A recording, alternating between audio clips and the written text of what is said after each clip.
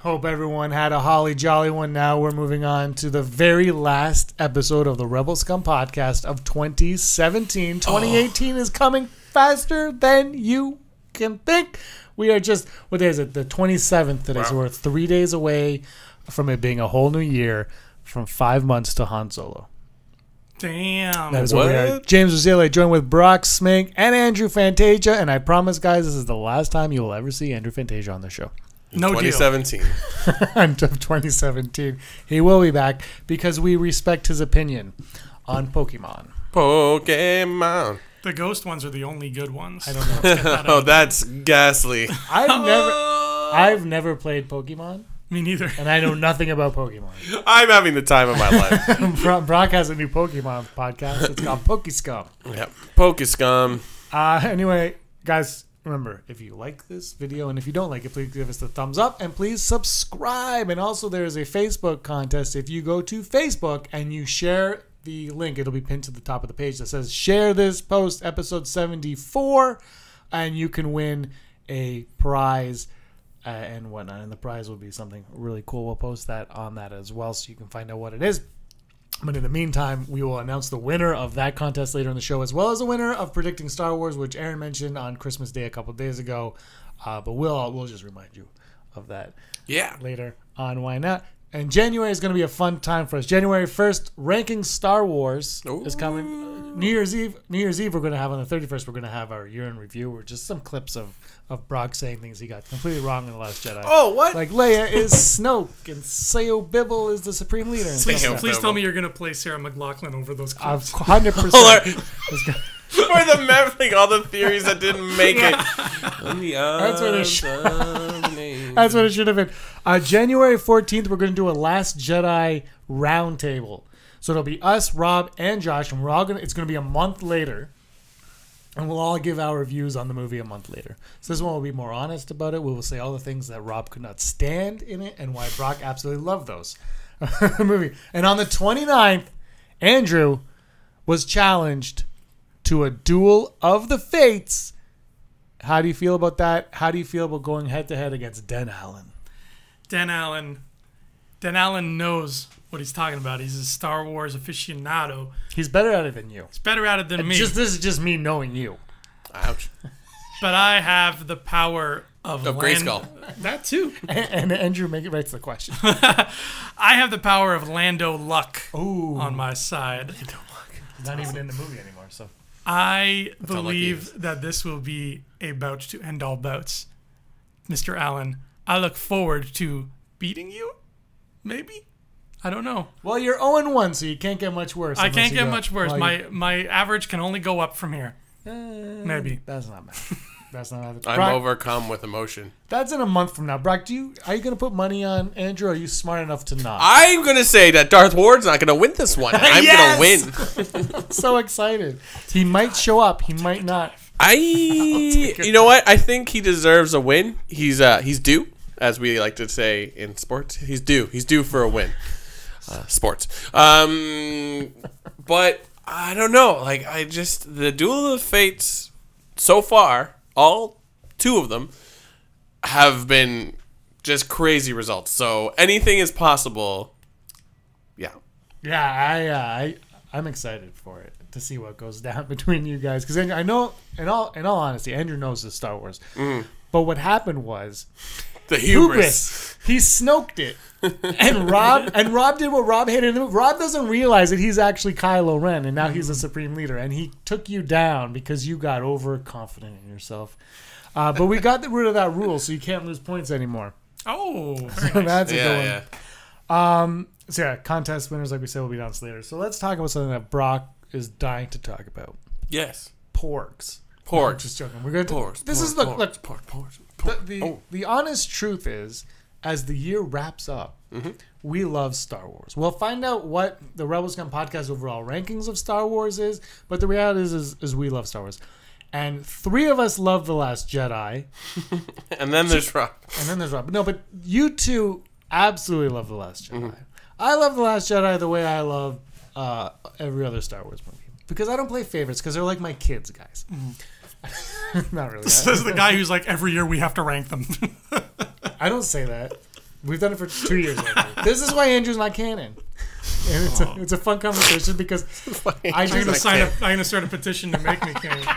I already have some folks down in Atlanta. No, we're gonna shoot you out of the cannon. What was that guy's name from last week? Henry Walsh. Henry Walsh. Yeah, I hope that guy signs your petition. That's what I want to.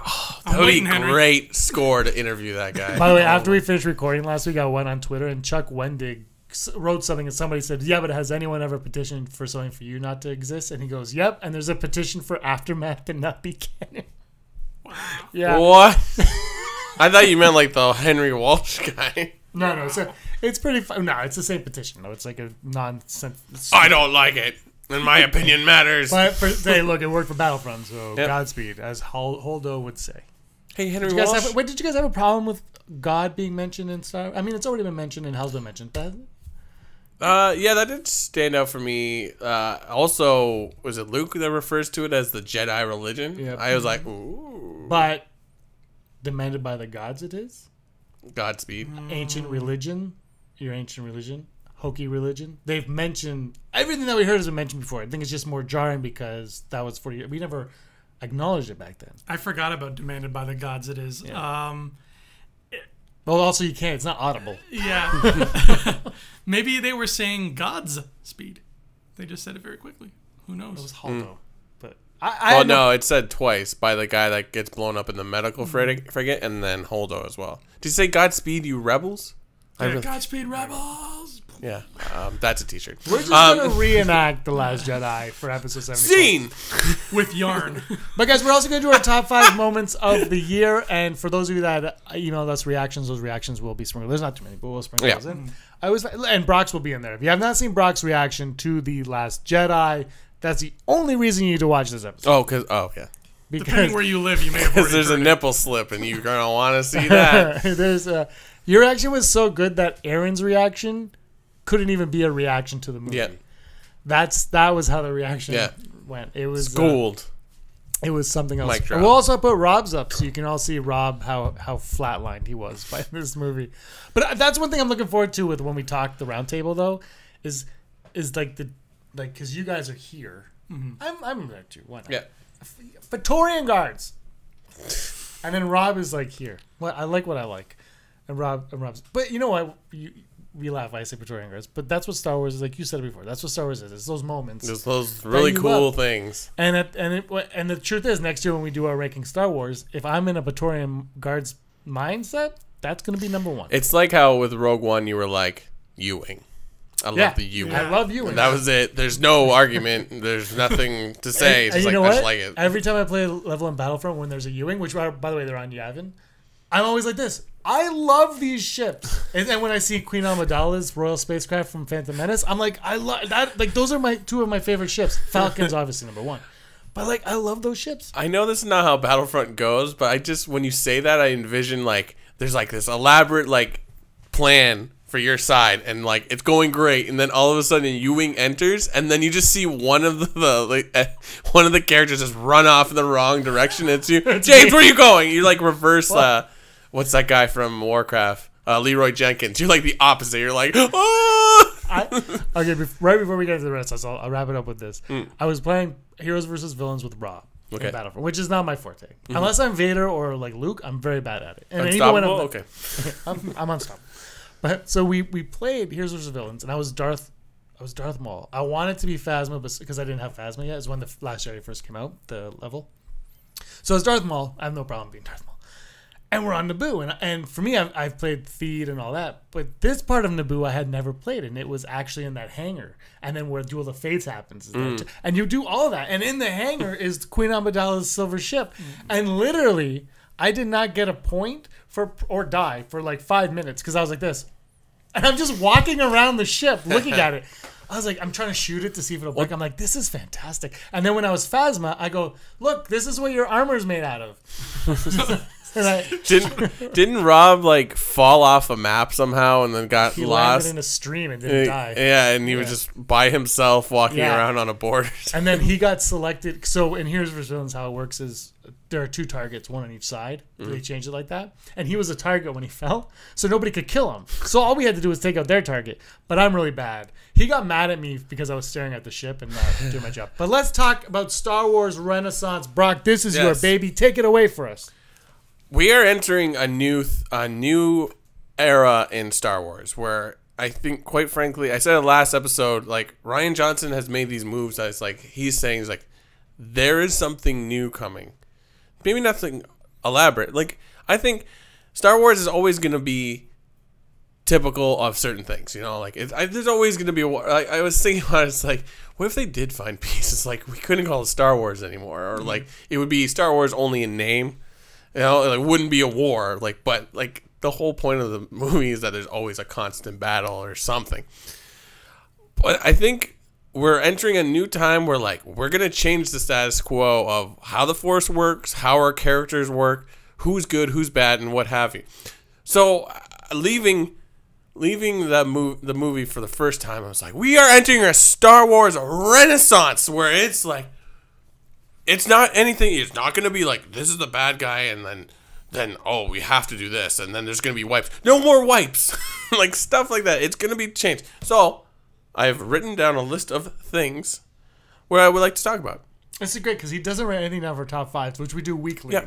But he's prepared today. I'm glad to see this. I'm glad to see this. By the way, this is why I wanted Andrew here, because I think he can really work in this conversation. So my question to you first, to begin with, what is the status of the Battle of the Force?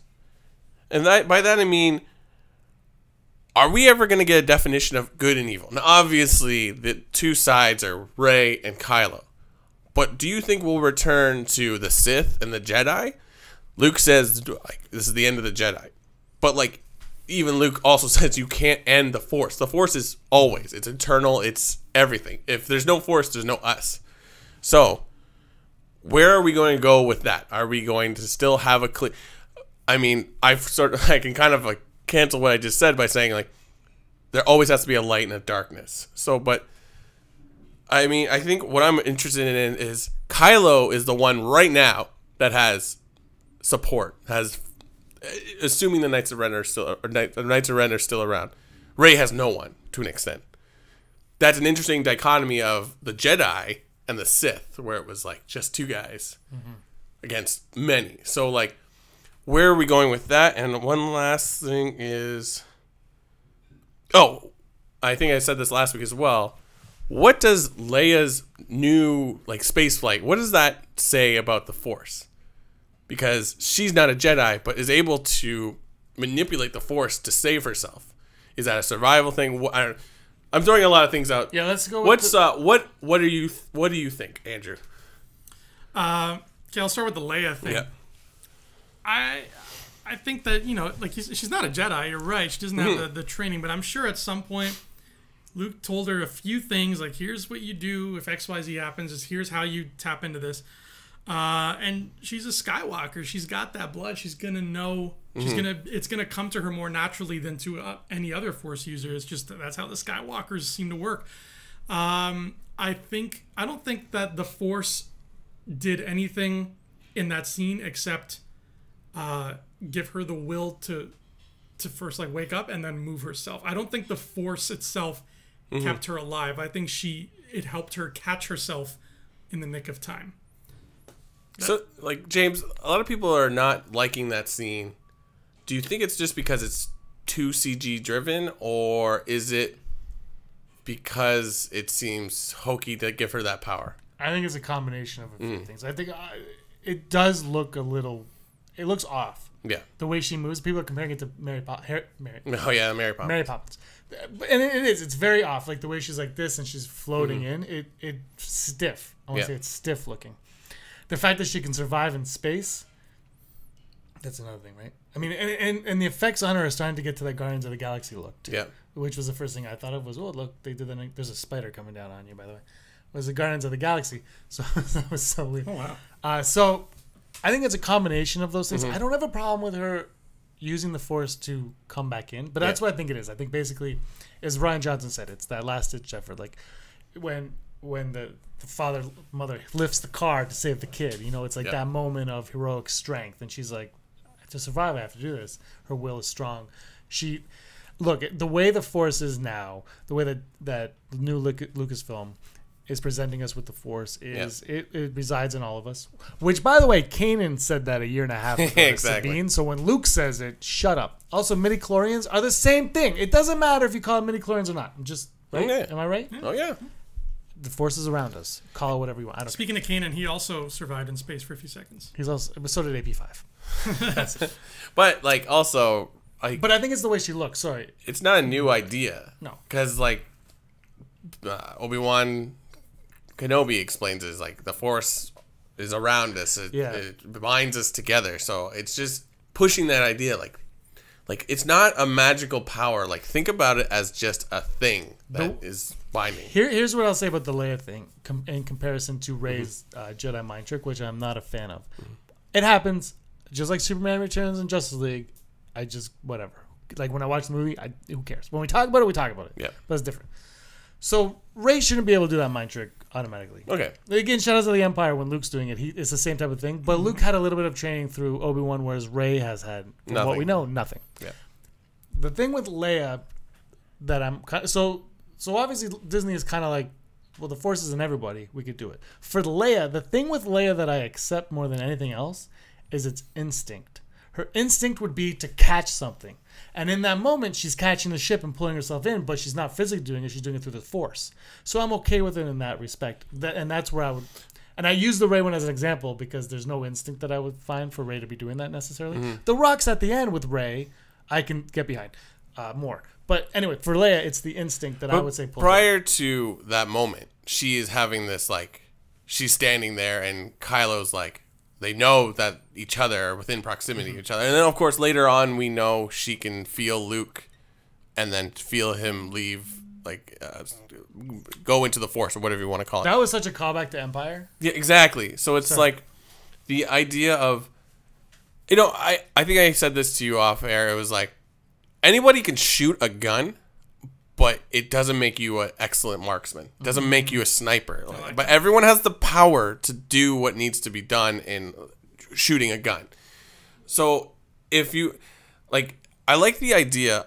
I hope they play out on this and it's just not Leia-centric. Like, you could just have someone that understands the Force and could kind of manipulate it, but maybe just isn't attuned to it enough or just doesn't want to be, because we don't know what Leia's reasoning for not following the Force. Sorry, Andrew, I really think that they kind of went with that with Poe Dameron a little bit. There were hints of Poe being Force sensitive, and it wasn't just like, you know, Force Awakens, Finn's Force sensitive because I say so. This was like there were cues, and you can see Poe recognize something, and it wasn't there. And there were moments like that. So I think you're right. I think that is happening. So I'm like hugely into that idea. I like that quite a bit. But it's I guess the question is too, it's like the Force, people know the Force, but like our characters that we meet know about the Force. You in Force Awakens you get the sense of like, oh, Luke Skywalker, he's real, you know, the legend of Luke Skywalker, and like that's not how the Force works. Like people know what it is, but they don't understand it. And we see it still in Last Jedi with what Rey says to Luke. It's like, you move rocks through your mind. It's like it's more than just that. Do we want that? Do we want more of a spread? Like it's like with X-Men where it's like the mutant gene is just like everybody's a mutant now. Like it's like, is it more important that the Force is a select group of people or it's one or two people? Like, I love the Jedi Council. So do we want to get back to that point? Or is it going to be... Is that the problem? Which kind of brings me to my next point. Is the true weakness of anyone that can wield the Force, either good or evil, hubris? Because the Jedi Council... They felt like there's a lot of different reasons, but you could arguably say that they lost power, or they were destroyed because they thought they were safe, or they didn't think that there could be possibly a way that they could be ousted out of their position. Not that they were power hungry, but like they think that they're safe, And you can say it about the Sith as well. And then Snoke, it's where it's like, oh, I'm super powerful, and I orchestrated this. And James, you said last week, it's like a Bond villain where it just continues to tell you the master plan, and you're like, can you just die now? Like, we're going to get through this. So that is the fall of Snoke, that he's like, I've masterminded this whole thing, and now you're gonna give me, and you screwed up, and ha ha ha, and zink. Oh, there's a lightsaber on my side, because I think he believes the reason he's able to be tricked is Kylo is like, I'm gonna destroy my enemy, and for Snoke, he's like, oh, that's her right there. It's like, no, it's you. So, do we want to refound a group of Force wielders or Force, like the Jedi? Do we need the Jedi and Sith back? Do we need them? Because after Return of the Jedi, you're like, oh, new Jedi. Go ahead. Okay. Okay. Yes, only because only in name. Star Wars is about Jedi. True. I mean, not about Jedi, but it's such a huge part of it. So Yeah. I would say no, but what makes Star Wars Star Wars? Do you know what I mean? Yeah. Like, even in Rogue One, Jedi are a huge factor in that. Yeah. There are none, but they destroyed the last of the Jedi. Like, they destroyed Jedha, right? And they're like the last known things like that. But the thing with me is, I don't mind everybody having, in the universe, like, being somehow in tune with the Force. But it goes back to what I say about it's the manipulating of the Force. Yeah. I want the training aspect. And I don't want that as like a selfish fanboy. Like, I really, it's because, well, if Andrew and I are walking in the mall and I just go, and no one's talking, and he does the same, it's like, how is that entertaining? Shouldn't it be like, I want to, like, you know what's fun is in Mallrats when he's trying to use a Force to grab the VHS, right? It's the struggle. And if there's no struggle, then what's the point? Yeah. If everybody's just like, if everyone's Broom Boy, which is fine. I like that. I was fine with that. I know you love it, Brock. But like, I'm fine with, but it at some point, not everybody should be able to just do it. Yeah. And it's like what I just said with Leia. It was instinct. And I think we talked about this last week as well. The reason possibly why Snoke is so powerful is that Luke has become so powerful, and they have to balance it. I like that idea. I feel like that's new. Mm-hmm.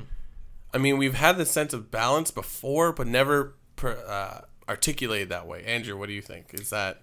Yeah, what's been great about these movies so far is that new Force powers are always kind of coming to light.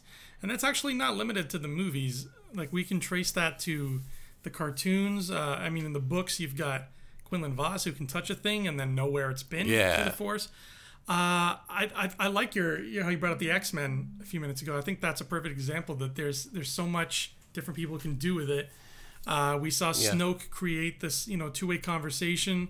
The Force Skype. Skype. We got the astral projecting and everything now. So I think it's only a matter of time until we see more. I'm willing to bet we're going to see a character who their special Force thing that they can do is when they're around non-Force users, they can give them the Force, but only if they're like in the same, Oh, yeah. So I think we're going to see lots of cool stuff like that. Yeah. But what Luke tried to drive home, and what I agree with, is that the Force and the Jedi are not one and the same. Mm-hmm. And I think that by the end of this trilogy, there are going to be no more Jedi as we know them. Maybe they might still call themselves that, but it's going to look very different, feel very different. It's not going to look like the Jedi Council or have that sort of structure to it, because I think we will, like the familiar Jedi and Sith that we're used to, I think we're going to get a billion tons of that when Old Republic comes, and eventually it will. Mm. What's going to come next is just different. How cool would it be if it's different? And let's say that like Rian Johnson's trilogy, let's just say it's not, but let's just say it's 10, 11, 12. 10, 11, 12, you're like, wow, nothing's the same. But then all of a sudden, 13, 14, 15, because the way everything, the way life works, it's secular, right? So all of a sudden, no, we need a code. We need this, and then no, we need a council. We need to make rules, and then we're right back to square one. Yeah. Like, you say, oh, geez, but that's kind of like a neat concept too, where you're like, this is the rise and the fall of the rise and the fall. Yeah. It's like, and then you end it there. But you know what I mean? Like, you could get that again where they're like, we're going to change everything, but because you change everything, everything has a way, and it's human nature in a lot of ways. Not that they're human necessarily, but that's just nature of the beast. Yeah, is we all need rules for some reason. I mean, they didn't really go after like what the internet has been calling the gray order, where it's like a mixture of both sides, but like it still could open that avenue. I'm not supporting the gray, but like I think, especially because the relationship between Rey and Kylo is so unique and diverse, even though she walks away from him at the end, there could still be something there. So them working together as two opposing sides is interesting. So I do love the idea that the mind trick that I hate, the reason she can do it is because Kylo's growing so strong and because he's growing, it just naturally is happening here. Yeah, and she says something awoke in me.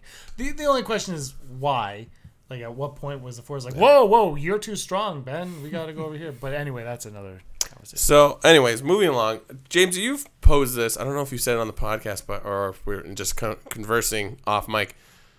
You said that Finn and Rose, their storyline, as interesting as it is, you could take it out and still have the same movie, which I can agree with. I'm not saying I don't like it. No, I said I know you like it, but like you're right. It's sort of like, but it raises a point because there's a lot of, they hammer the idea of peace. Like Rose wants peace. She grew up on a poor planet where the First Order just drained their planet and just threw them away. And she sees it on Canto Bight. She's like, if I could, I'd put my fist through this entire town. And then her sacrifice at the end to prevent Poe from killing himself, or not killing himself, sacrificing himself for possibly blowing up the big cannon, is like, what does she say? She says something like, we don't fight to die, we die to live, or we don't fight so that we can to kill the things we hate. We fight to save the things we love. That's why my dad hated the movie. Flat out. If that line doesn't happen, I bet you my dad says. No, I'm just joking. But regardless of like, this like it's a Rey, Finn, Rose triangle. But like but Poe and Rey. Let's not forget Poe and Rey. Oh yeah, I was thinking that too. I'm shipping Prey. I ship it. But like besides that point, what the statement she says is like, we're not here to like just vanquish our enemies. We're here to bring peace. So my question to you is like, could there be galactic peace one day? I already said it's like you kind of always going to have some kind of battle or some kind of fight because it's called Star Wars. The wars is in the name. But I think it's interesting how much it's pushed in this movie. Could we see in episode 9 true peace? And then maybe the next trilogy is like refounding the Jedi Order, if you want to call it that. And then you're just battling like, big, I don't know, monsters or whatever, and they're still fighting and you can shoot things, but like it's not a enemy. If 9 is truly the end of the Skywalker saga, then yes, because I mean the prospect of 10, 11, 12, yeah, that sounds cool on paper, but there's only so many wars I can watch these people fight through. Obviously we're getting more movies after 9, but what's beautiful about it is they can jump around and tell those stories whenever and wherever they good choose. Point. We have 3 beautiful time periods. We have Clone Wars, we have Empire, and we have the First Order time period. And those stories could be anywhere in any of those time periods on any planet with anybody. And you could just happen to see a stormtrooper in the background and be like, because of that guy's armor, I know when we are now. And that's all you need. Oh, interesting. So we can play around wherever we need to without surpassing that ending point of peace and still have wars. If you go back, if you keep going forward, you could see an era. Well, the prequels are kind of peace for the galaxy, with the exception of like Naboo. You know what I mean? Like, for the most part, it's in peace, and then you see the corruption and whatnot. Yeah. So I think, if 9 ended in peace and they decided to keep going, even if it wasn't episodical, and it was just like, Han Solo 2 takes place... No, I don't know how it would, but it takes place... Confirmed. But it takes place after episode... Exclusive. Whatever the next movie is, if it takes place after episode 9, but the galaxy is in peace, you could still have an entertaining movie... Because it would have to be on a smaller scale. So it would have to be, I'm the hero of this story, isolated story, and this is my antagonist, and to be actually have those two there. And I think that's a way to do it. And then, look, eventually the galaxy is going to implode because that's what Star Wars is. And that begs a question, too, is like, everyone's The Last Jedi is very different. Yes and no, because it's still everything we know. It's just kind of turned a little bit. Like, I wouldn't say that it like, people are saying some stuff about it. And look, I love the movie, but I didn't think it was, like, over the top bold in any way. I thought it was good. It was refreshing. It was fun. And it wasn't a remake of A New Hope, so nobody could complain about that. But I feel like Star Wars has to live in this bubble. You can go as far to the edge of the bubble as you want, but it's still a bubble. They're Jedi, Dark Side Sith, whatever you want to call them. Yep. And like the Jedi could change, like Andrew said. They could be a completely different type of thing, but there's got to be a lightsaber. They have to do this, and something has to come off the ground. And that's what Star Wars is. Yeah. And I think depending on how far you jump ahead after that peace ending. Like, I never read the Dark Horse comic Legacy, but I know it's about that. It's like 200 years after Jedi. And I like that idea. Like, depending how far you jump, you could have another war that doesn't really have to do... Like, you could end this story, and then whatever conflict comes in the future, it's not because of this. So it's not just like an implausible cycle of stuff happening. I have, like, this personal fantasy where I would love to see, like, a person in the far future... walking into like a cathedral-like building and seeing a stained glass window of Luke Skywalker. That just gives me goosebumps just thinking about it. But like that is probably the last point of the chronology that I would want to visit if I had to like put a list. But I'm not opposed to it as long as you jump ahead the right amount of time. Where do Force Ghosts line up in all this? Because you just said there's a like a stained glass window of Luke Skywalker. Where's his Force Ghost? Like, that's because we saw Yoda, and Yoda now comparable to the Bendu. Yeah, lightning strikes down a tree. Yeah, like where do Force Ghosts go from here? I think that's something that is very much being overlooked. I have no issue with it because it's fun. At the end of the day, Star Wars is fun, and we can't overanalyze the fun. But if Yoda can come back and do that, why can't Luke come back? Like that's really intriguing to me. Why can't they just be like ghosts in Harry Potter, where they're just there? Yeah, and they're just like, we're ghosts. And that's the thing. So where was Obi-Wan? Where was Anakin? Like, what is a Force? And I think, look, when George Lucas did it, he go, "You strike me down, I'll become more powerful." Blah blah. He strikes him down. He comes back. We never really see him be more powerful. But now we got a glimpse of Yoda and what Yoda can do. So what is that power? Where do Force Ghosts go? And does Luke come back in 9, 10, 11, 12, X movie X? Yep. And like, is his story even? I don't think it's over, but you know what I mean. Like, where do Force Ghosts go? Yeah. See, this is like it's. Oh man, you're right. Like, it should always be about the Force in some way. But going back to what I was saying about peace, like another part of it is like DJ's storyline, where it's like, don't join. Like, remember we we're trying to figure out what his name is. His name is just legit. Don't join. Airbrush said, "Don't join." It's like live. What is he says something as well? It's like, live free. Don't join. And he points out when they're on the ship that he stole it, and he's like, oh, he's a weapons dealer, and like, here's some TIE fighters, and here's an X-wing. Oh, so it's like the idea, like, he is jaded by it all as well, but he's like, he sees how he can manipulate, where Rose is or altruistic, where it's like, if we just point out, if we fight and sort of sacrifice ourselves and like try to destroy the hatred, maybe we can bring peace. While DJ's like, I make money. Who cares? I don't care about you. I mean, DJ knows what's going on, and he's like, he's jaded also. I think the question is, where does the New Republic go wrong? And you could easily just do a scenario of what happened with the Old Republic or the Empire, if you will, because we only get a taste of it a bit in the... We see Hosnian Prime blow up, and we don't know why. Oh, we don't know it's Hosnian Prime till a little bit later. Like, their center of the New Republic is destroyed, and now there is no... They don't control the galaxy, because then the First Order is able to strike. But then we see in Bloodline, like, there is unrest within the new Senate, right?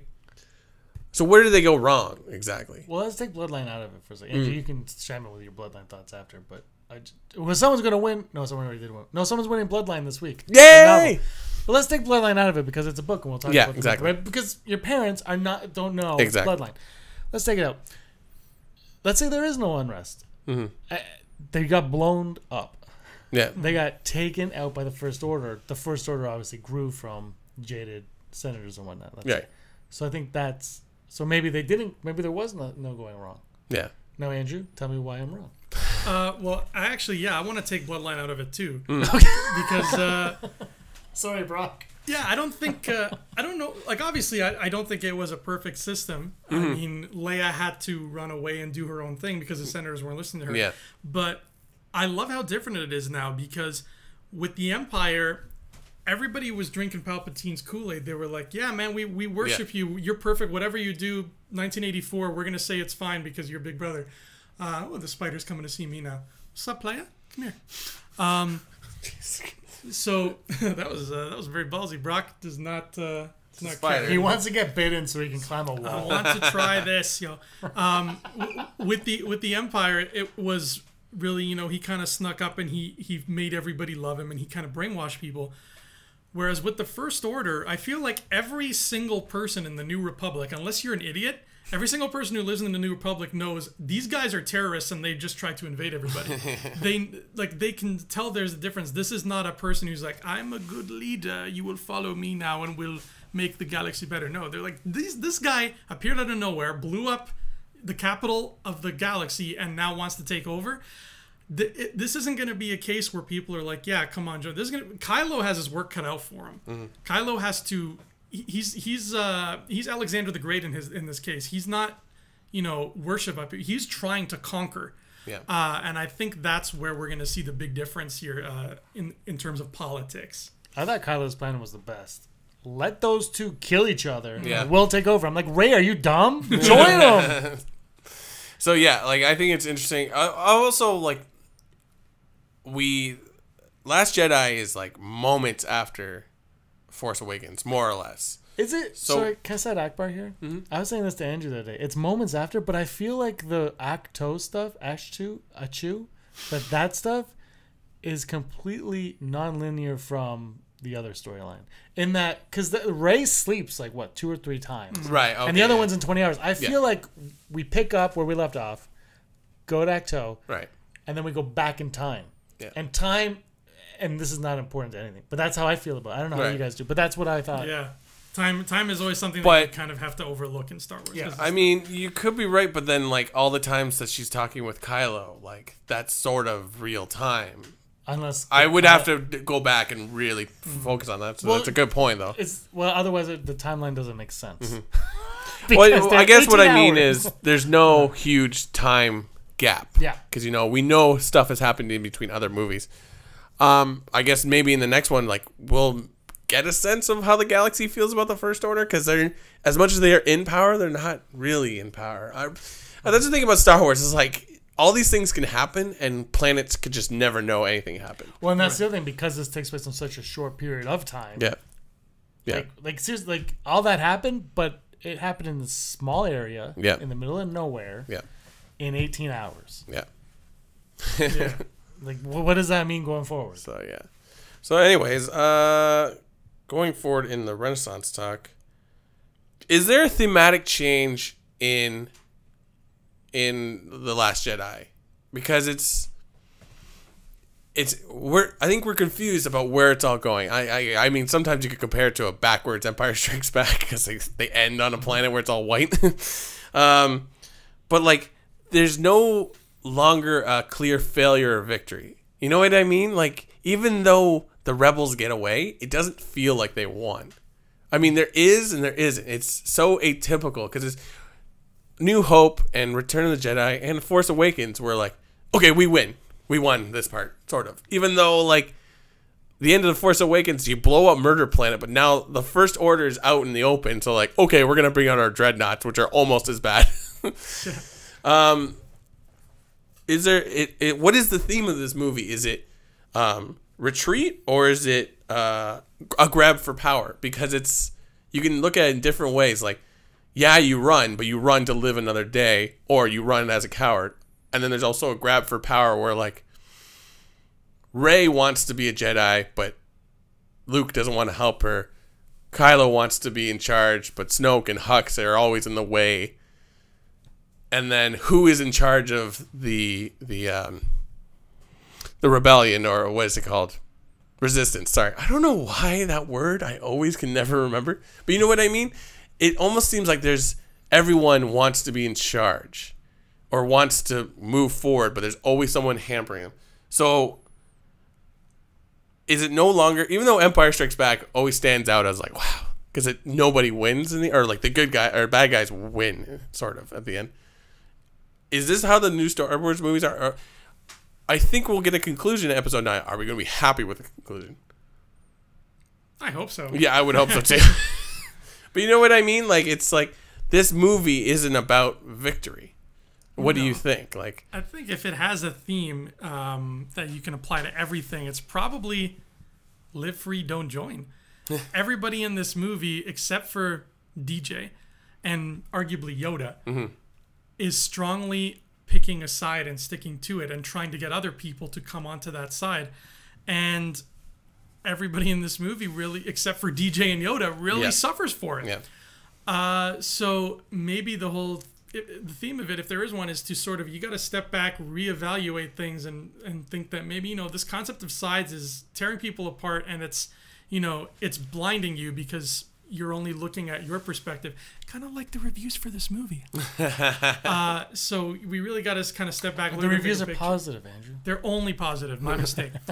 Yeah, that's what I think it looks like. I think this movie is definitely a grab for power, and that. Well, you're right, but it's like you said, Rey, and everyone's trying to have the power, but DJ brings up don't join, and the downfall of everyone is the power.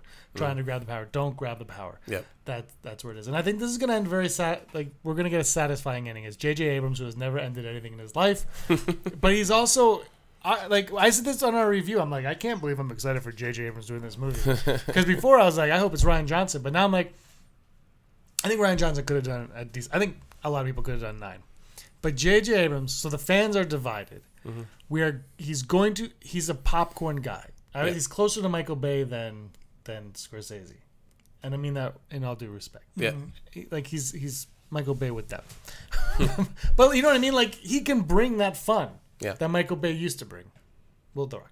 So I think we're in for a good ending, and I don't know where it's gonna go. Yeah, but it's gonna be satisfying, and we're gonna leave the theater. All of us are gonna leave the theater happier after that one than we were than The Last Jedi. Similar to how we left the theater from Force Awakens. God, these names are tongue twisters. In that, when The Force Awakens ended, we were like, Star Wars is back. Yeah. And this one was like, oh my God. And what's happening? I mean, you were like, blah, blah, blah, blah. And Andrew was like, I haven't seen it yet. But you know what I mean? Like, The Force Awakens, there was something about it that your adrenaline afterwards was like, I need to fly an X-Wing. Yeah. And I need to get a lightsaber. And this one didn't have that. And it didn't need to have it. No. But the next one, it's going to have it. True.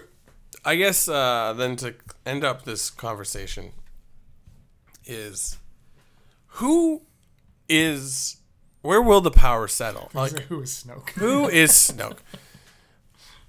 By that I mean, like, what is the great, who's I mean, we could just say Rey and Kylo, but I think Poe is a very important character in this movie, and he's probably going to be very important in the next one because they need leadership in the rebellion. But then Hux is also interesting as well. He's very engaging in the first one. He's like, oh, this guy's Hitler, but he's kind of a buffoon. I take that from the Collider. They call him he comes as like joke of a general. That was my one problem with that beginning scene with Poe. Was I liked the Poe stuff, but it was Hux's reaction I felt was undermining Hux a little bit. Yeah. You know what I mean? Like, he's supposed to be this big leader who, I mean, he basically killed his father and everything, and then all of a sudden it's like, just take him out. You know, like that.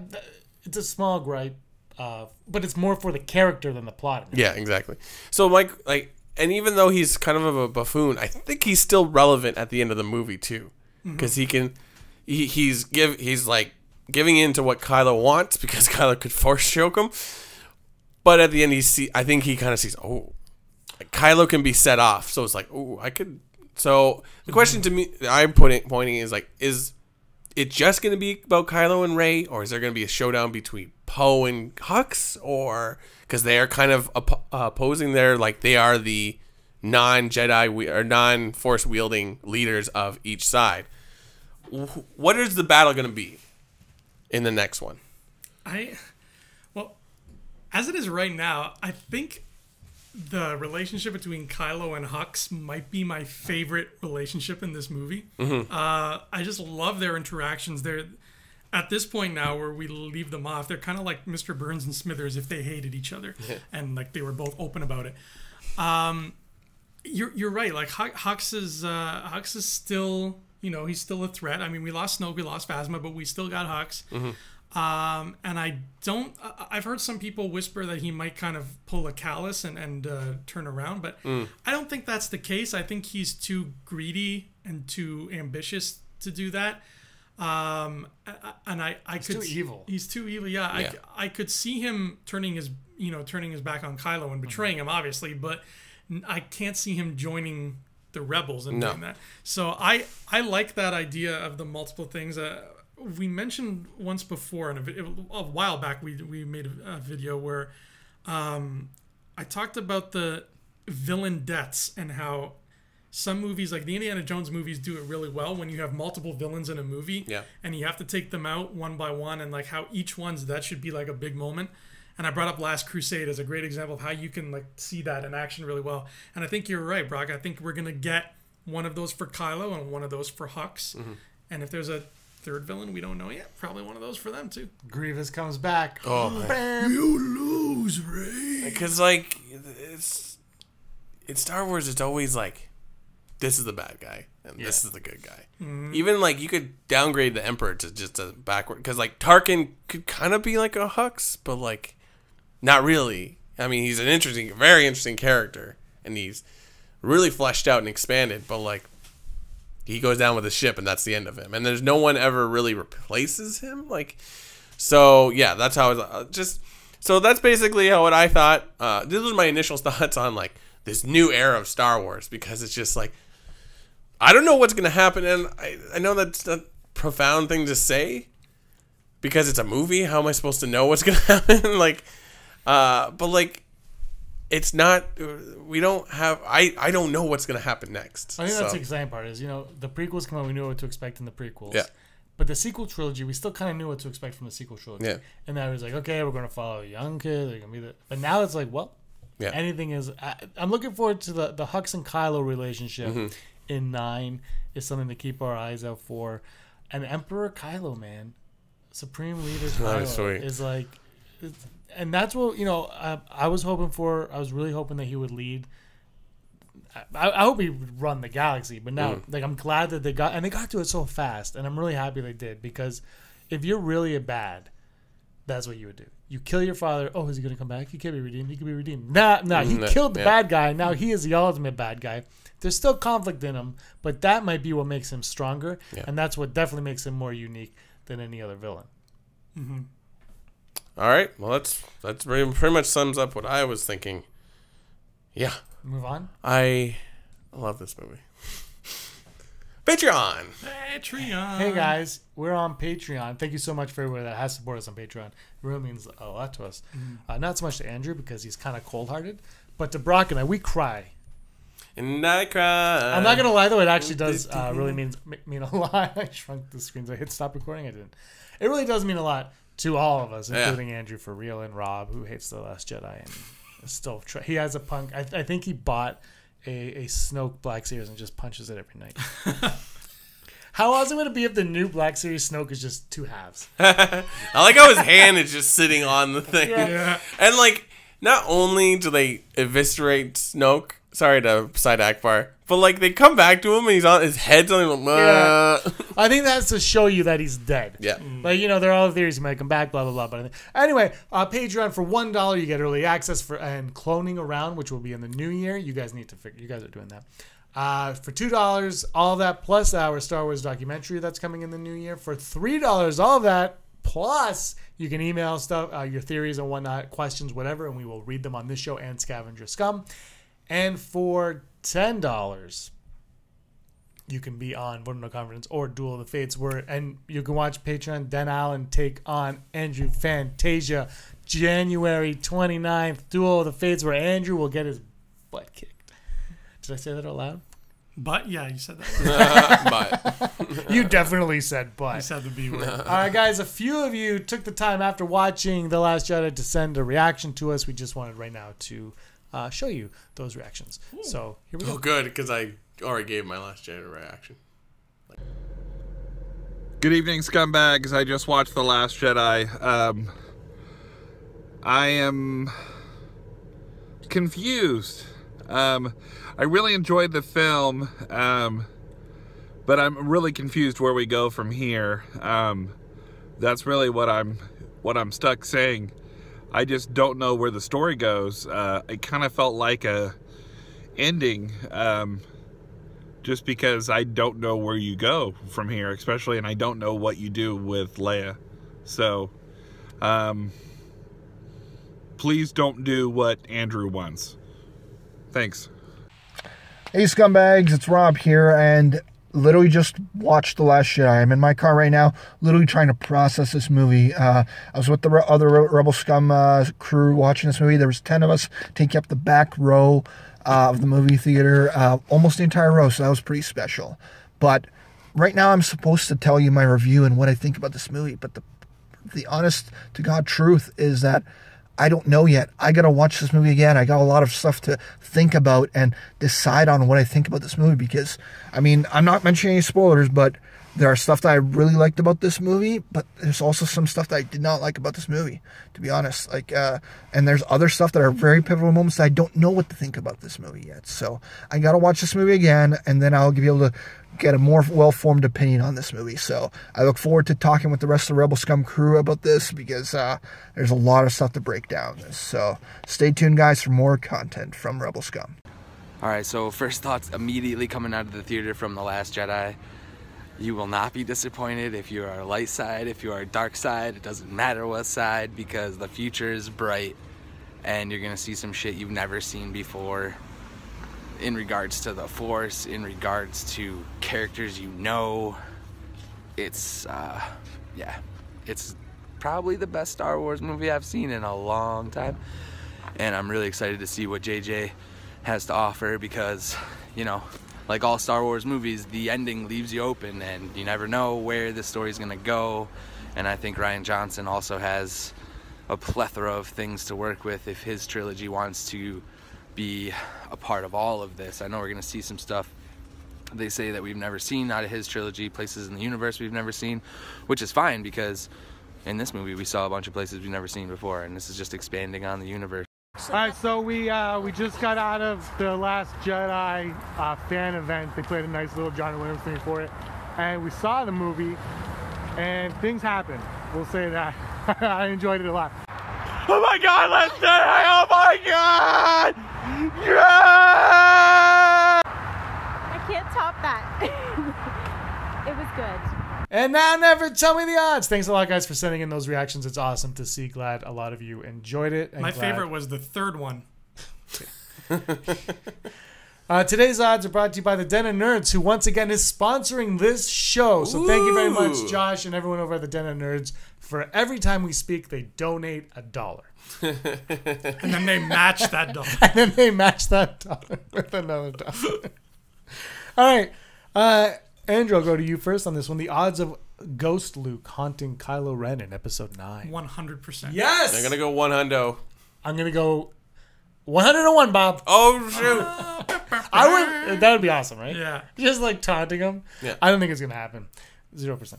I'm going to go 100%. I screwed up here. Hold on. The odds of there being more Jedi in Episode 9.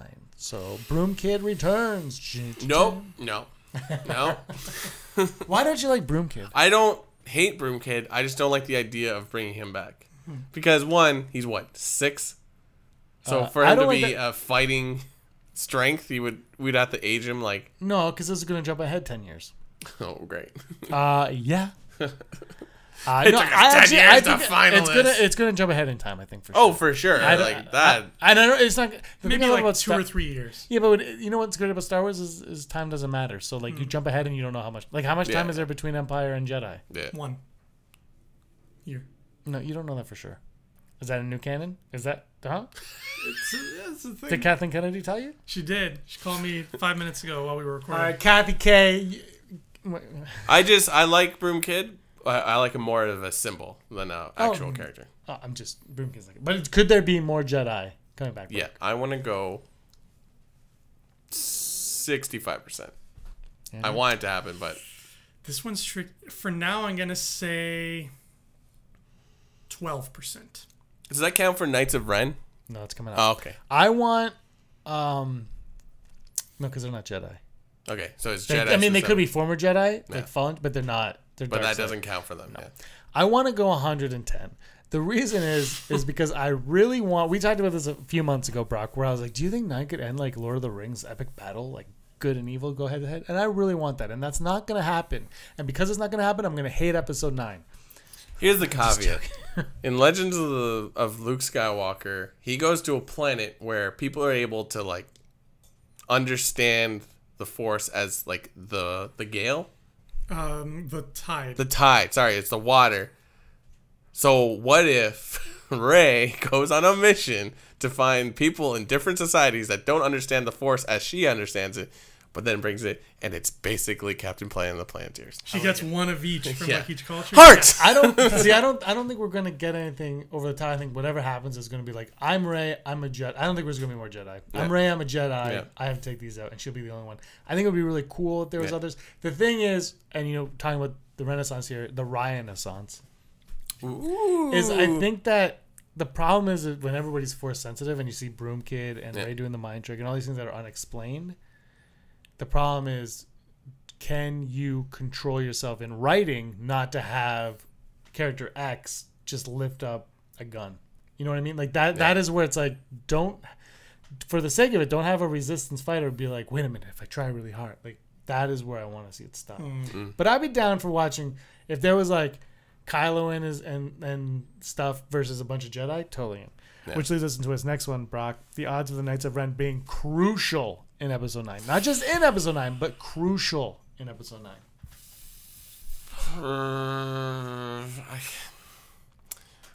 I'm going to go 50-50 because it's just like, we need to know about these characters. Because, like, does Kylo care about these people, or did Snoke create the idea that he has to care about the Knights of Ren? It's fitting that our last Never Telling the Odds of the year is a full Brock. Full Brocket. That's a great point. Yeah. But none of that has to do with how J.J. Abrams feels. Andrew. That's a good point, too. I'm going to go, this is a tricky one, I'm going to go 85% because I think the fact that they used to be Luke's people is important. That's almost confirmed. That's almost confirmed. If they were just randos, then yeah, their crucialness is probably not going to come into play. But they could have just easily been randos. But the fact that it's like, no, I'm cherry picking some of Luke's people to take with me, that tells me something's up. Yeah, that definitely. And there's more to the temple too, because something happened. Because Kylo said, now, you guys have seen this more than I have. I've only seen it twice as of now. But Kylo says he didn't tell you what actually happened in the temple. But what happens is when Kylo's sleeping and Luke opens up the lightsaber, and then they have that little interaction, Luke's not around for the temple. We don't see what happens in the actual temple. Right. So there's something going on there that's being hidden from us. For all we know, Snoke showed up and he burned it. And there's so many things. Yeah. So it's like, because like something like that is like, well, then the Knights of Ren might be important to him because he went out of his way to get people to join him. So. I'm going to full Brock this as well. Ooh. End the year on a high. Andrew's the only one with Millennium Falcon dice. Yeah, I want to know what those things are. Like, I assume those are in every single Star Wars Millennium Falcon shot. Every single, are they legit? Every single movie since 1977. Still, I want to know what they are. They have been in there. I looked it up. They have been in there. That's because fantastic. Aaron was first like, "Oh, that's to symbolize that Rey and Kylo are twins." Which, reaching. Is it reaching? Because then my mom turned around and thought the exact same thing. Yeah. And then you go online, and I sent you that Twitter thing where fans are like, they're brother and sister. Like, this is a thing now. It's so weird. Yeah. But Aaron's always, there's a connection between them. And Aaron's seen that, and she's taken that as brother and sister. But if they're in the cockpit of the Millennium Falcon and Han being who he is, like, I always would see it as a sign of good luck. Chewie hits his head on them at one point. Oh my god! I think I'll rewatch everything. I can't remember which one it is, but in one of the original trilogies, Chewie hits his head. They talk about them in the books a lot, and I just assume that. Are they dice? Or what do they call Yeah, them? they always say like they just reference like and the dice hanging over the. They're like cockpits. his fuzzy dice. So they are apparently the dice. It is so it's Sabak. It is Sabak, but no, it's a dice version of Sabak. Oh, what? So there's some awesome, cool things there. Andrew, why don't you grab that hat in front of you? Oh, this hat right here. Okay. Before we get the books and comments, we're gonna have to. We got Bloodline and a T-shirt going on right now. Paperback novel of Bloodline and a T-shirt, Star Wars T-shirt, Rebel Scum T-shirt. Ooh. So pick a name out of there and let's see who the lucky winner. Thank you so much for sharing the stuff, guys. It's great. We're just trying to create awareness of the show, really. Yeah. And it's a lot of fun for you to do it. Who do you got today? So Andrew did it last week. I just want to say. So if you have any problems with Andrew, he did it last week and this week. I don't know why we keep inviting him What back. are you pointing at me for? Anyway, if you have any problems with it, talk to this guy. He does rig it. They all say. So this is for Bloodline and a T-shirt. Bloodline and a T-shirt has just been awarded to a Miss Melanie Shoemaker. Oh! That belongs to you now. You Yeah. own a book about politics and something you can wear while you're And reading. a book that we discredited. Oh, It's a good book. It actually. It's a great book. If you haven't read it, well, you will now. But it is a. It was. It might make. No, it won't make this list because it was last year. But we're gonna talk some of our favorite books and comics from 2017. Oh, this is tricky. Is it tricky? I'm gonna go with. I'm gonna start. I'll just start because Brock, you got a lot of comics. You read a lot, and Andrew needs to think. Battlefront 2 Infernal Squad. I was looking forward to it from when they announced it. I love the book. It added to the game. It's a fun read. The partisans are in it. You kind of, if you've played the Bloodline video game and you know how that plays out, this clues you into how that can happen. So that's how I'm going to start this with that. I also, the Darth Maul comic, individually not a fan. As a whole, loved Darth Maul, loved it. But it's a lot of money to spend on like 5 pages of art. Yeah. Brock, you want to go? Yeah, my book of the year is definitely from a certain point of view, because like that just not only made canon of these characters, because technically Tales from Mos Eisley Cantina or Tales of Bounty Hunters kind of is not canon anymore. So one, it gave you that cool, fun, like, oh, these are what these characters are, and this is legit. But it also like created like the run on the Death Star, like you don't really grasp until I read this book. Like there's only like 8 like starfighters, like there's like 8 X-wings and 5 Y-wings, or there's 2 squadrons, right? Like that's all they sent to take out the Death Star, and then of course Millennium Falcon. But like that's crazy, and even though there is like the stories kind of don't link together too much, or like the writers weren't talking to each other, you're still like, wow, that's pretty cool, and I think valuable to The Last Jedi because of they send all these people and the people are just sacrificing them. Anyways, and then my top comics are same as last year: Star Wars ongoing and Poe Dameron. Like just fun stuff. Do you like Poe Dameron, the character? I love him. Yeah. I'm so glad his arc, like he's becoming the face of Star Wars. Yeah. In a lot of ways. Andrew, did you figure it out? I think I did, yeah. The Leia Princess of Alderaan book was great, and that's probably my runner-up, but I'm going to go with From a Certain Point of View. Yeah. I got to read it. That book was just a ton of fun. Yeah. Obviously, not every story was a hit. There No. are 40 of them, though, so most of them are hits. Yeah. It's just like a nice little box of chocolates. I really hope we get one for Empire and one for Jedi and one for That would Phantom be great. Menace and Attack. Just Yeah. keep making them. God, comics is another story, because I find with all the comics, I'd be like, this is a great page, and then there. I got your answer.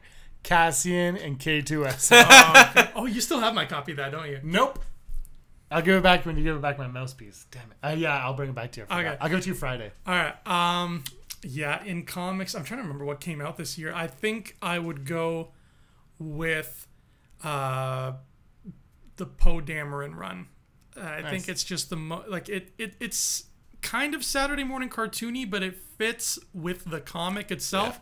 Yeah. It never feels inconsistent. Poe always feels like Poe. BB-8 always feels like BB-8. Yeah. Greg Grunberg always feels like Greg Grunberg. So yeah, I'm gonna go with that. We should mention the Vader comic. Yeah, I was just gonna say that. Yeah. Also, like runner up, just because it's slowly growing on bigger things, like Vader.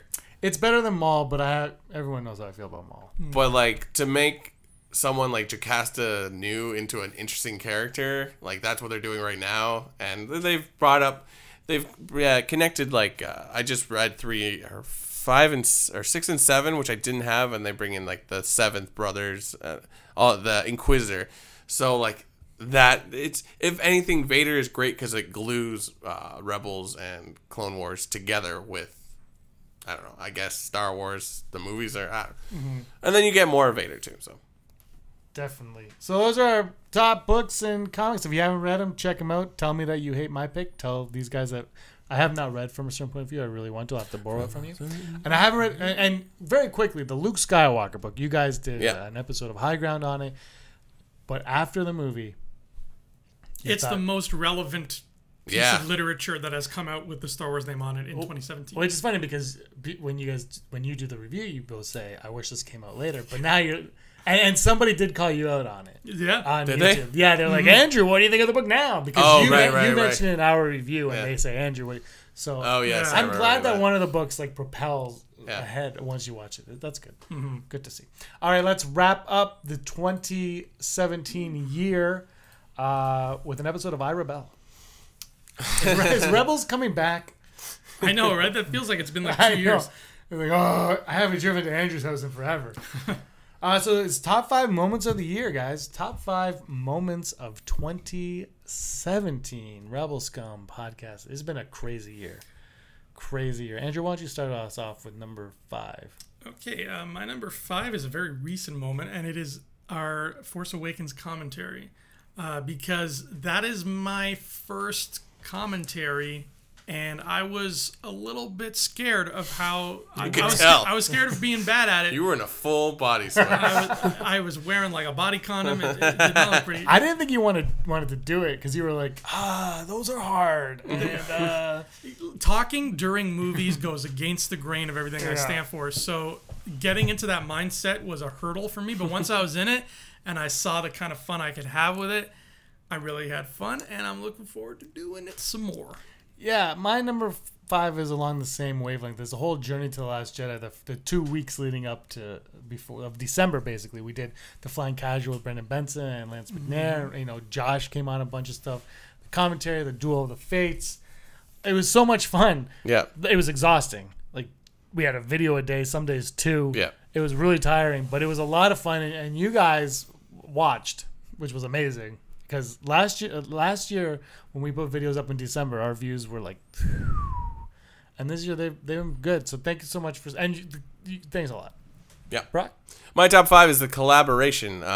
So you just mentioned Josh, but we collaborate with a lot of different people online, and I know we have a lot of things coming up this year, but it's interesting because. Especially in comparison to last year where we had just the podcast and occasionally another video, but collaboration not just with other podcasters, but like Andrew and Rob like are almost as big as myself. No. But you know what I mean? Like we've expanded our shows, and then we are I would argue that we are YouTube creators now. Even though we're not up in the YouTube Rewind, I think we're really embraced the YouTube culture. So and getting to meet people either through Skype or, like Josh, meeting him at Celebration, that was really cool. So, Andrew, number 4. My number 4 is meeting Ray at Toronto Fan. Yes. Oh, that was great. That was so good. We got to interview some folks on the show floor, and there was some cosplay going on. There was a really great Ahsoka. But with Ahsoka was a girl dressed as Ray. And I don't know where the hell this girl came from, but she was spot on. Jakku. She's from nowhere. Pretty much nowhere, yeah. Everything down to the accent. Like, not only did this girl look like Daisy Ridley, she had the accent. And you, Brock, Yeah. you were like, "Are you putting that on? Like, are you in character right now?" Like, She's no, like, this is how I "This talk." this is my accent." The line's probably going to be the day Daisy Ridley comes to town. That line is probably going to be too long for me to stand in it, even though she is cool and I'd like to meet her. But I feel like this is the next best thing. I almost wanted to ask her, like, so who are your parents? Like, so that was. She's like, I don't know. She's like, yeah, you have to watch the movie. I can't spoil anything. I thought that was a lot of fun, mixed with the fact that we were interviewing fans. It just kind of brought everything together for me, and I really dug that moment. Brock? My number 4 would be Duel of the Fates #2, where we were like, couldn't script that. That was amazing. Just like, it was so... November It was 6th, a true 2014. duel, because anything could have happened. And it was... Nobody could argue, like, one way or other, because there was mistakes and triumphs on both sides. And yeah, Darth Ward wins again. Like, it's just... If you haven't seen it, watch it. Oh, jeez. But yeah, that was... I that was can't something. wait for the next one. They're just fun. Yeah, yeah. I mean, it's just... It was, it was something fun to do the week that Star Wars came out, because we couldn't really report on anything because we hadn't seen it yet. People had seen it. Also, you don't want to spoil anything. You don't want to go into spoiler territory. That week was a lot of fun because you did that one. Well, I'm going to go. Mine's collaborations. And you did your Lance McNair one where you guys just talked about the influences Rian Johnson had. And when you watch the movie, those influences are very much so there. Yeah. I really liked that. That was a lot of fun. Like I said, the Brendan Benson, the Padme theory, where people are like, that's stupid. And I'm like, but he put a lot of thought. Like, the thought that was put into it was so unique and original. Like, who thinks of that? So doing that, and then obviously Josh, Rebel Watch, all those guys talking to them, that was just fantastic. I had a lot of fun. And whatnot. My number 3, episode 66. Execute. Oh, yeah. 66. We let you guys tell us what to do, and it was a lot of fun. We all did. You did, Andrew. You had to guess 66 plans in 66 seconds. Wasn't great at it. You weren't great. Neither was your microphone that day. Wow. Well, no, it wasn't. It was bad. You're right. It wasn't your fault. It was we had our computer broke, so we had a different computer. but it was a lot of fun. You did top 5. We did top 5. Everyone did individual top 5. There was so much communication there. You guys were great sending us your thoughts and whatever. That was one of the most fun I've had doing this for a year and a half so far. Brock, what's your number 3? My number 3 is in similar. I want to put the fans higher, but there's reason why you're number 3. But yeah, the fans this year have just expanded in number and in just fervor for what we're doing. We've received gifts, which is great. We got the Mace Windu through that with a wonderful note. Jacob Nixon. Well, we should announce Andy Higgins wins the prediction contest. Oh, yes, Andy Higgins. Should have said that. Yeah. Aaron obviously said that later, but Jacob Nixon got the books for that contest. Yeah, thank you again. Like, just Thanks, man. support and just people taking interest in our contests. Like, we had the T-shirt contest. Order 66 was great. Like, and it is so sobering when I get like a text from James sending him a picture like, look, this person has our T-shirt, and it's some person we've never met wearing our shirt In another country. Too. I mean, and then also our shirts is great. It's like, but like, it's just been awesome. Like, wow, like we are just sitting in an extra room at my house in front of my toys and spiders. People find it engaging, and there's spiders here. Andrew, your number 3. My number 3 was, it still kills me to this day, the timing of Solo changing directors. Oh. It literally happened the moment we stopped recording the episode. We were like, okay, great job, everybody. Brock took out his phone to see, how many girls texted him, and he was like, it was they 0. changed It was directors. literally like... Then we started a segment, What's Up Star Wars, because of that. Yeah. I forgot that was going to be one of mine, but I changed it up midway because that's how I do things here. But yeah. That was our birthday. Was the day after. And we did a flying casual the next day. You were live from the Sky Dome, the Rogers Center. Oh yeah, that's right. That was literally half a year ago. Wow. Oh no, wait, sorry, that was the J.J. Abrams one, Brock. That was that he was going to direct. Yeah. Sorry. That was crazy. The flying casual. That was our birthday. Yeah, Brock. What's your number dose? My number 2, and this is why the fans aren't higher. Celebration. That was great. That's my number 2 as well. I can't believe we did it. Like, I know. Even though we couldn't stop it. Even though we couldn't be in the room when like the 40th anniversary or the Last Jedi trailer, just being in that building with all those people was just like, wow. And we got to meet Josh there. We did a couple of videos with Josh. You did a voter conference with Josh with 100 of you have watched. Seriously, watch it. It's actually really good. It's puppets versus CGI. And this is really relevant for Yoda right now, so you should watch that one. Yeah. That was where we learned that Snoke wore gold in that video. It was because Josh was like, there's a guy at Lucasfilm who was talking to me. He didn't know it was on YouTube. It was awesome. But the Last Jedi trailer there, we were like, oh, we're not going to watch it. And we ended up getting to the stage and just the atmosphere there. And Hayden Christensen came out. And it was really cool. And Rob left to go get pins. And we stayed there, and people were smelling like sweat and BO, and we're like, I don't care, it's Star Wars. And we had fun. But the first day, we got the Ewan Funko line. Yeah. And we just took off, and I was like, there's a Rancor. And I ran to the Rancor, and Aaron and Andrew came after, and we're all there. And then you and Rob ended up leaving Funko. Oh, I didn't know this yet. Yeah. And we're on the stage, and Anthony Carboni, the host of Star Wars, the Star Wars show, he's like, here's George Lucas. And we're like, nah. And there was George Lucas. And George Lucas walked out, and he was literally like the distance from the camera to, well, more than that. Andrew and Harrison Ford. And Harrison Ford came out, and then Kathleen Kennedy. And do you remember, Andrew, we were the only ones there. Yeah. And then the minute George Lucas' name was said, if you look back, there was like 100, 200 people behind us. And they were pushing me, and security was getting mad because we were like, and I'm like, I can't stop. People are hitting me. I didn't know this was happening. I saw a Rancor. But everything about that was so much fun. Yeah. The closing ceremonies we got to sit through. We saw Rebels early. Yeah. Warwick Davis was right in front of you. They were like, don't touch me. Don't ask me a question. Please don't come up to me. I can only say Wicked. So that was really cool. Yeah, and it was fun. It was just, we were there. And it was a lot of fun. Andrew, you're number 2. My number 2 is Shadows of the Empire episode. Yeah. Oh, yeah.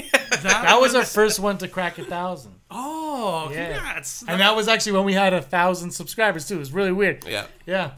That's awesome. Yeah, that was that episode to me, that like just the atmosphere that I was gonna say but let's be real, I didn't really work that hard on it. The atmosphere these two created for that episode, it felt like a party.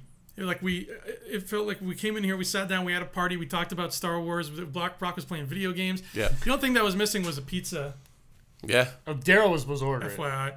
Daryl was switching the cameras that episode. That's right. He was supposed to order it. That was so much fun. Yeah. And it was, I think, like a 2-hour episode, but it was over before I knew it because of how much fun I was having. I got home after midnight and my rabbit was on my kitchen table. And I'm like, what are you doing on the table? You're a rabbit. I want to watch it again now because I just want to hear the crazy stuff we said. There are some episodes, people watch the episodes all the time. Like, not a lot, obviously, the older ones. But that's one where comments will just pop up randomly on that episode. I'm like, what is going on? That one and your first vote of no confidence, Padme, is Rey a Kenobi or Palpatine? Weird comments come up on that all the time. And it's just like, people are watching those. All right, cool. Andrew, what's your number 1? My number 1 is going to Celebration with these 5 people. I'm not the kind of person who travels a lot. I know a lot of people, they take at least one vacation a year. That's never really been me. I've traveled maybe 5 times in my 30 years of life. So traveling is kind of a big deal for me. And my first time ever going anywhere was on my 5th birthday. I went to Orlando for Disney World. My mom took me to Disney World.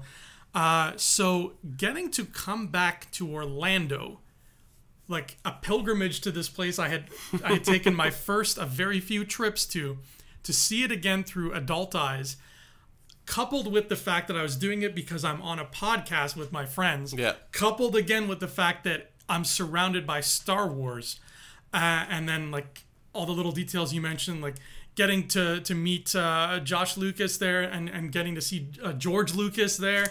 Wait a second. Oh my God. The same person. All of that put together, mixed with just like walking down the street and being like, I remember eating at this Checkers when I was 5. Like, it was so much just sheer childlike joy hitting me at once that I don't think I can ever recreate that again. So Celebration to me was just pure magic. It was awesome. One of my favorite moments of Celebration was on Sunday. You were leaving. Brock, you went to a family thing for Easter, and Aaron was sleeping, and I was like, I'm just going to go early. What the hell? And I left at like 8 in the morning, and my taxi driver was like, There's a new Star Wars coming out. But I'm wearing all Star Wars with like not immediate, but the pass for the day. And he goes, oh yeah, and there's a thing. I'm like, I'm going. He goes, oh yeah. Did you like the Star Wars? I'm like, absolutely. And it was a $6 ride, and it was awesome. And that's how we met Rob. If only. Brock, I'm anxious to hear your number one. My number one, unfortunately, is exactly the same as last year. Andrew, could you back up? Oh, yes. I like to do this with my friends. I'm doing this podcast with... No, I'm just joking. No, with James, my friend. No. It's the best part of this is I get to spend at least one, sometimes several times a week with my friends that love Star Wars. I have to say that because I have friends that don't like Star Wars. It's really sad. No, anyways. But it's great to do that. Like, we're just doing this for fun, and that people recognize this is amazing. And, you know, like Josh said, it's like he likes our vibe, and I think he thinks that what our fans like, and that's because we're friends and we enjoy ourselves. So it's like it's great being with a group of people like this and Rob and a group of friends and then Rob. Sorry, that was my joke. Sorry, I was sitting on that for a couple minutes. Because I don't know if you noticed, we've been making fun of Rob for the last couple of episodes. But anyways, that is my number one. He'll be here awesome. Next week, I think. Yep. My number one is not that. Wow. But I have a lot of fun doing that. That's kind of grouped up into every single thing that's happened this year has been a whirlwind thing. Yeah. It's so weird. Like, I have so many new Facebook, Twitter, Instagram follower friends that we talk about Star Wars. It's weird. Like these people I've never met and never would have met any of you had it not been for this.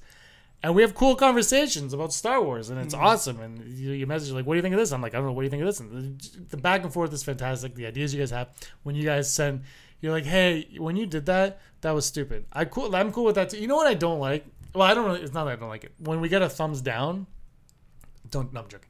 But the thing is, I don't care if you don't like an episode or me or Brock. I care if you don't like Andrew because that's my job. Yeah. But like, when you give us a thumbs down. Tell me why. I prefer like when someone's like, I gave you a thumbs down because you suck. Yeah. Instead of just like, you know, oh, you like Last Jedi, thumbs down. Right. You know, or like, or I understand the title might make you want to give a thumbs down, but sometimes, look, can I talk about clickbait quickly? Let's talk about clickbait. It sucks. But it's the only way we can get people to watch the channel sometimes. Talk about clickbait. Do you know what I mean? Like, we don't want it. But we try to talk about things you guys want us to talk about. But anyway, what I'm saying is thank you for letting us do this and welcoming us onto your phones and computers and Xboxes and PlayStations and whatever else, toasters, whatever you watch things on nowadays. Fridges now. Ooh, I hope I'm on somebody's toasters. Samsung fridges have LCD screens. Yeah, that's true. LED. LCD? LED. OLED. I don't know electrics. Yeah, neither do I. Electrics. Anyway, you guys have made this year one hell of a year. So thanks. You know, like Brock said, you're sending stuff to us, donating stuff. It's just like, what is it? We're two guys. Andrew wasn't here at the time. He should have put on a second or third episode, fourth episode. Before we were on YouTube. But it was just that Brock for 2 years was like, let's do a podcast. And I was like, we need an idea. Yeah. And then one day it was like Star Wars. And you came up with the title that was taken. Oh, yeah, Galactic Scoundrels. Galactic Scoundrels. And that's why, actually, we used to do those intros with Tale of Two Galactic Scoundrels. It's because the original name was Galactic Scoundrels. Yeah. And now we did Rebel Scum. And Ryan Johnson likes us so much that he added it to The Last Jedi 3 times. Yeah, that was the best. That was just... I can't wait for that clip to start showing up on this channel. You have no idea how happy Rebel Scum. Yeah. Rebel Scum. But anyway, guys, this has been our 74th episode, the final episode of 2017. Thank you so much for making it memorable. Andrew, where can everybody find you at? You can find me on Facebook, Andrew Fantasia, and I have my own YouTube channel now. Andrew Fantasia is also what it's called. And I have a show there called Thumb Together, where I'm a movie critic for movies that are out in the cinemas right now. Nope. Give it a thumbs up. Brock? You can find me at BF Smink on Twitter and Instagram. I might follow you back. At Petsafina, PEZZAFINA. I always spell it wrong. You leave out that. Did you say F? Oh, yeah, you did say F. Anyway, Twitter, Instagram, PlayStation 4, where, as always, you can kick my butt at Battlefront 2, and I love it when people actually add me, and they're like, maybe I'll kick your butt at Battlefront 2. I get that request. I love it. Keep it up. Thanks a lot, guys. 2017 has been one hell of a year. We're looking forward to 2018. cool things to come. Andrew's about to go 0-2 a Duel of the Fates. Ooh la la. We should put money on it, like credits. Oh, anyway, guys, thanks a lot for watching. Have a happy and safe New Year. And Brock, you were always scum. Rebel scum. Okay, bye.